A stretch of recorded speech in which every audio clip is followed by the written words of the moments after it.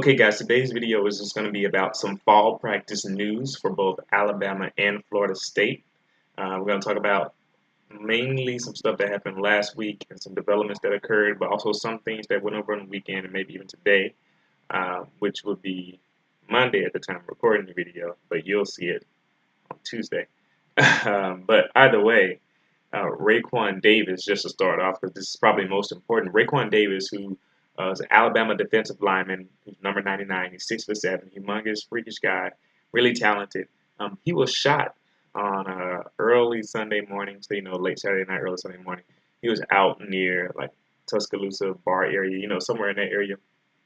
And apparently he was doing nothing wrong, but he was out late, and Nick Saban wasn't happy with that, and he was shot as a bystander.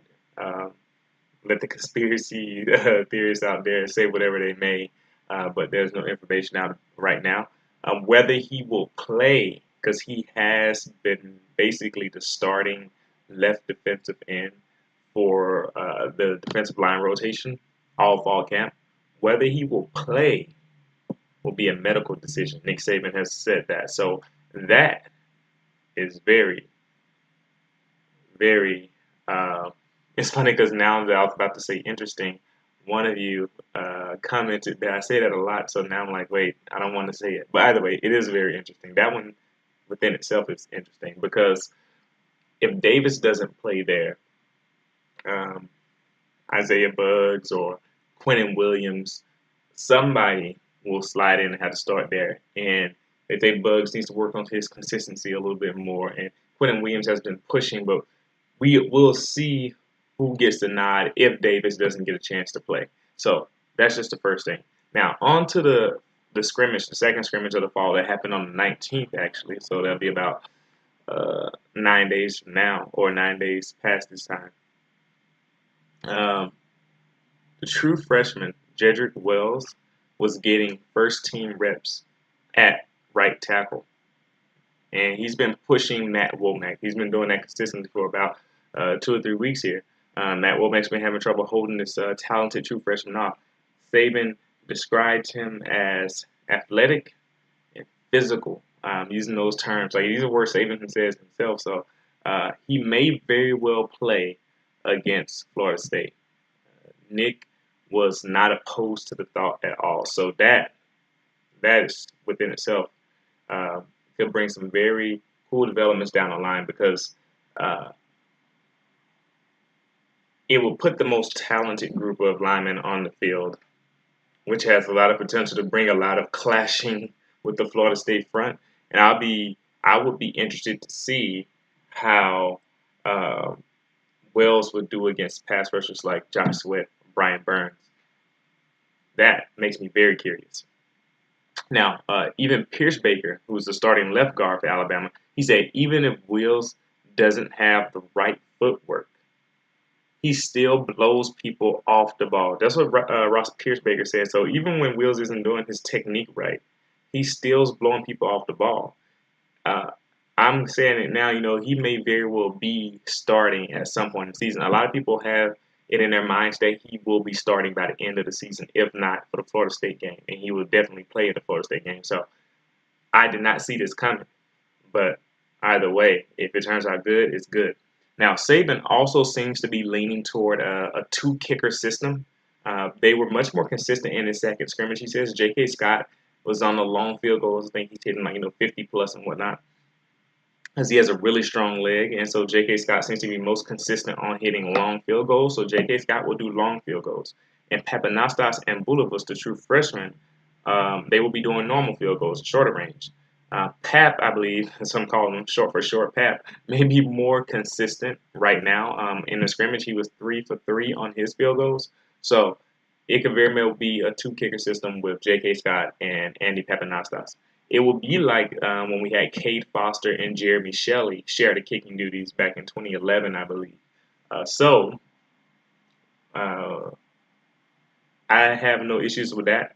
We actually, this will probably be a better system than those two, or it could be reversed where that year, Cade Foster, a lot of Alabama fans remember, he was just very inconsistent. I mean, he's a strong guy, big. Sometimes he would show off a big leg, sometimes he wouldn't. And poor on his kicking sometimes, and then Jeremy Shell was very consistent. It's just that he couldn't make a field goal over 40 yards. This time around, it actually may be that J.K. Scott may be more consistent as the longer field goal kicker, and the shorter kicker may be more inconsistent. We'll find out. Hopefully not. Let's just hope both kickers do their respective jobs very well. Now, Saban was coy about the running back situation here, at least at this point. I think now toward this week it's gotten a little bit more clear. Josh Jacobs is still out. So even now, even as of this video, he's still out. But definitely during that time, like around the practice and scrimmages, he was out for sure. And Saban didn't sound optimistic at that time because hamstring injuries can linger and they can cause a lot of troubles down the season. So you have to be very, very careful. So they're trying to let Josh Jacobs heal up and not rush him back onto the field. But based on some recent things, I believe he is working at it, and he could very well play in the Florida State game, but we'll find out. And honestly, he just has to recover now instead of trying to play through it. So they just got to sit him down. They have to. And one of the reasons why I say he was coy is because he was saying one of the two freshman running backs is more ready to play right now than the other. So that's Najee Harris and Brian Robinson, obviously. It's hard to say who because he didn't give the specifics on the situation. Most people will assume it's Najee Harris, which is not surprising. He's a talented guy. And he's been getting a lot of rave reviews. But I will say Robinson has been healthy while Harris has dealt with a hamstring as well. Although his wasn't as serious, he's back in practice and whatnot. So he could be saying that Brian Robinson is more ready to play than Najee Harris because Najee Harris hasn't been as practiced as much. But I mean, you can obviously doubt that, as I think Harris has been getting more of the news attention and has been getting a lot of reviews. But that doesn't mean that Robinson hasn't been impressing players. Pierce Baker also said about Robinson that he's a really talented guy and he runs angry. So Alabama's really stacked at the running back position. Let's just say that. Now, with that said, Bama has only 3 fully healthy running backs right now, or at least at the time that I was writing notes on this, which are Damian Harris, Bo Scarborough, and Brian Robinson. Now, Najee Harris and Josh Jacobs are dealing with their hamstrings. And actually, Bo isn't dealing with the injury, but he has been sick. He's dealt with the illness. And you don't want that to be something serious. So, Bo, wants you to get better just as a human, as a person, whether you're a fan of football teams, just get better. Nobody wants to be ill. Nobody wants to be sick. So, wishing the best for Bo Scarborough. And so I said, really, at this moment, we only got 2. And so 2 healthy running backs at that point in practice. I believe a lot of those guys are back. And I was like, man, we really are missing B.J. Emmons right now. You know, he transferred out this summer because all the running backs, and he was probably falling down the depth chart, missing him. But it just shows you how fickle running back depth is. That's just how it goes for running backs, which is sad for them because their careers are much shorter than the average player. Also, just to let you know, Alabama began its official practice for Florida State as of the 24th of August. So that was 4 days ago at the time of this video. It'll be 5 by the time you see it. So Alabama is ready. I think that was last Thursday or Friday when they started. Fisher, and now I'm going on to Florida State. So Jimbo Fisher said that day was the best day of practice of fall camp, the 24th. So they also started to move toward Alabama, but he said they had their best day of practice for fall camp. And they started preparation for Bama, so that probably makes sense for why they had the best day. I'm pretty sure the players were motivated. They really wanted to get this game going. They want to prove that they can play against Alabama, and they're excited about the matchup because it's top tier and probably meet people they met on the recruiting trail. It's going to be a crazy game. Everybody's going to be there, so I'm pretty sure the players were really excited, and they probably had their best practice because they were very motivated. Interesting thing, though, is that Dontavius Jackson will be out with a bit of an injury. I don't know if he's still out at this moment, but he was out at the end of the last week. Matthew Thomas, they keep saying that he may be back soon, but it's hard to say. I think he's dealing with that academic eligibility issue, although Fisher repeatedly says that it's an illness issue. Who knows? As of the 28th, which is the day of me recording this video, he should be back. That's what Fisher said. He should be back and practicing. Interesting thing that a podcast brought up, though, is if Matthew Thomas doesn't get back before, let's say, like tomorrow, should he play in the Alabama game? That is an interesting question. Florida State fans, how about you answer that in the comment section? What do you think? Do you want him to play if he can't practice? If he can only do it, what, like 2 or 3 practices, or maybe just one? Do you think he should play? Because he's missed most of fall camp. He hasn't practiced since the first week. So that is very interesting. Also, just in a little short news, there was a George Campbell talent sighting. I guess people were talking about how he kind of showed off some of his talent. Kind of what makes people very excited about him in practice last week. So George Campbell, he's gonna have to play this year, so he better step up. Based on their last scrimmage, Tavares McFadden will return punts. Derwin James and Keith Gavin will be on kickoff. I just have to note that so I can know who to expect to be back there. Bailey Hockman, his shoulder is banged up. And now some may wonder, he's a true freshman, doesn't really matter. But he actually seems to have moved ahead of J.J. Cosentino for the backup QB spot. So a true freshman will be backing up DeAndre Francois at the least. But the thing is, now that he's banged up his shoulder, that could throw that into a little bit of flux. But Cosentino showed in the spring game that at the least he can be serviceable. So we'll find out what happens there. Florida State fans, what do you think? Do you think Constantino should just be the backup anyway, or do you prefer Bailey Hockman to be the backup? At running back, of course, Jox Patrick will be the starting running back.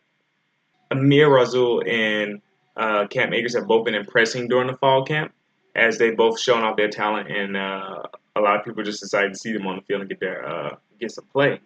So they'll most likely be the top backups. And Amir Razul has been getting a lot of praise and practice in general for the fall camp, and he's moving up the depth chart. And a lot of writers and people close to the program are really excited about him. So that's going to be interesting to see who's like the true number 2. Most likely it'll be Akers, but we'll find out. Of course, with the wide receivers, I just want to note who's where. Alden Tate will be at one outside spot. Nyquan Murray will be in the slot, and Gavin will be at the other outside spot, which makes sense. Murray's a smaller guy. He looks like he fits the slot role very well. The tight ends, I say this part for Alabama because Florida State fans know this, of course. Expect to see Ryan Izzo, Saunders, and McKitty the most at the tight end position. Izzo seems to probably be the most balanced tight end, can block and catch, whereas Saunders is a more athletic guy who probably flex out and go for the more pass catching opportunities. And McKitty they'll try to get him everywhere, especially since they're low on receiver depth. They may see him out there trying to catch more passes as well, especially since he's a mismatch from a size perspective. So that's for Alabama fans. They like to run a lot of multiple tight end formations, so expect to see that. Our offensive line, it looks like it will be Derek Kelly at the starting left tackle, Landon Dickerson at the starting left guard, Alec Eberle at the center position, Cole Minshew at the right guard position, and Rick Leonard at the right tackle. This is an interesting development because Derek Kelly, like I was saying before, he's gotten himself healthy. He kind of got his body in better shape. He's recovered from the injury, and he's actually playing tackle again, as he played right tackle as a freshman in 2015, and he looked pretty good before he got hurt. Came back last year and played guard, and he didn't look that great.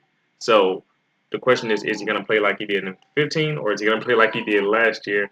But apparently from fall campus practice, he looks like he's making some really good progress, and this is the reason why he was able to take that tackle position with Josh Ball backing him up now.